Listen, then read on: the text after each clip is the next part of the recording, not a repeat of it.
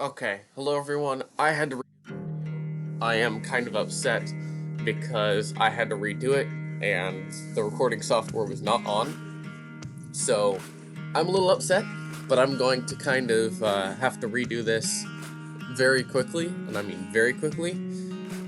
So let's get into it. Alright, first of all, timing, and what I'm gonna jump straight into what this new plan is. It's a new plan, and my original plan, I wanted to have basically a place or a company where all of me and my friends and my family could have fun and travel and have fun together. And that's something I've lost in the newer plans, and it's something I'd like to get back.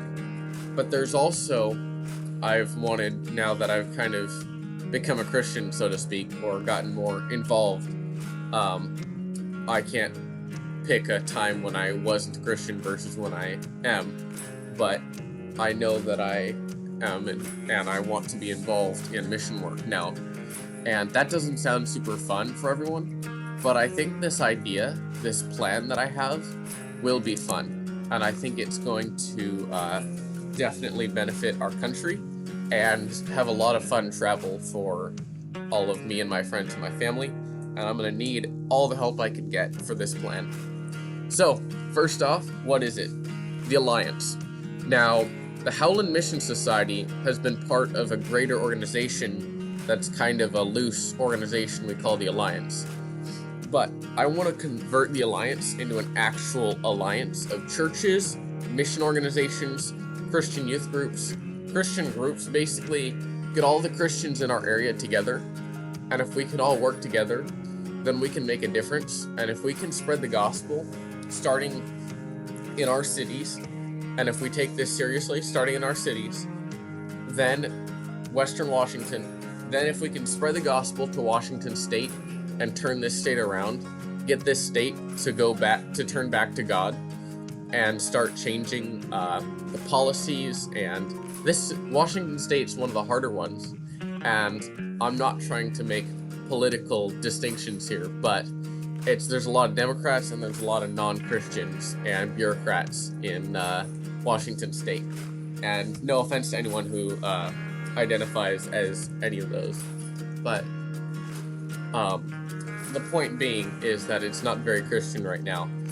And so if we can get this alliance together, an alliance of Christians around Washington State, and if we can get us all to work together and make a difference, then that's one state. If we can get this whole state converted, and I don't mean every single person, but I mean get the state to turn back to God and a spiritual awakening starting in our state here in Washington, then start moving to the other states around us, and eventually that's 1, 2, 3, 4 or more states in the US government that will be representatives for Christ. And if we can then eventually keep spreading just in the US, there was a time where the US was called God's country, and that's what we were founded on, but we've lost that in recent years. And that's what the goal of the Alliance is, to get back. We need to re-earn that title and get the US back turned to Christ. And if we could start converting all of the US, there are some 2.6 billion Christians around the world that people that claim to be Christians. And a lot of those are fake Christians. How do I know? Because the world would not be how it is today if those were all real Christians. But if we can get those people to wake up, if we can get all the people who are spiritually asleep to wake up, if we can get people to see the truth, then we can make a big difference in our world today. And if we all work together, then if the Lord gives us the time, then we can definitely turn this country around and basically start a second Revolutionary War, but a spiritual war, to get this country back to how it is. Not back to how it is, back to how it was meant to be, what it was founded on. The great experiment of a country that follows God and is founded on biblical principles.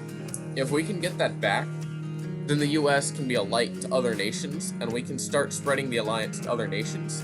And I'm not talking a one world order, but I mean something like making a big impact, and maybe eventually the goal would be to get actually the 2.6 billion people who claim to be Christians, but to have 2.6 billion people or more that are Christians and that are following God.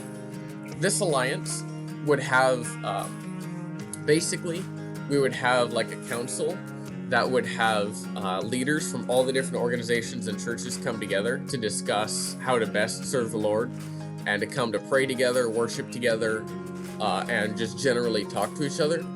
And this would not be a government, but it would be kind of an organizational structure for this organization.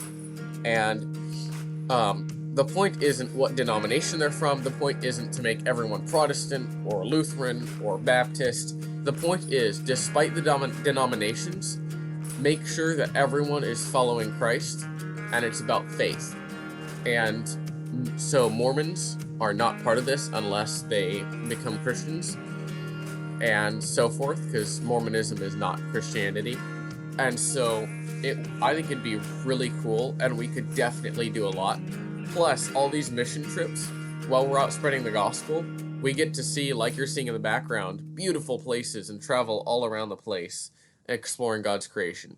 So, thank you for listening to my dream, and I hope that you will ask questions to me on my Discord or just in person about the Alliance and how we get it started. And I'm excited about this, and I think even if the Lord is coming back soon, I think that we need to make a difference. We need to make a difference now. We can't keep fitting in with the world. We can't keep doing our normal jobs, living our normal lives, buying houses. The point, none of those are bad. Well, fitting in with the world is bad, but buying a house, living a life, that's not bad. But what needs to come first is Christ. Thousands of people die each week, probably more around the world. I don't know the statistic, but a lot of people die every day. And think how many of those people nowadays are not saved and go to hell. We need to turn that around. We need to start making a difference and making Christianity our number one priority. Like the early church, who sent the apostles and the missionaries out to go spread the gospel.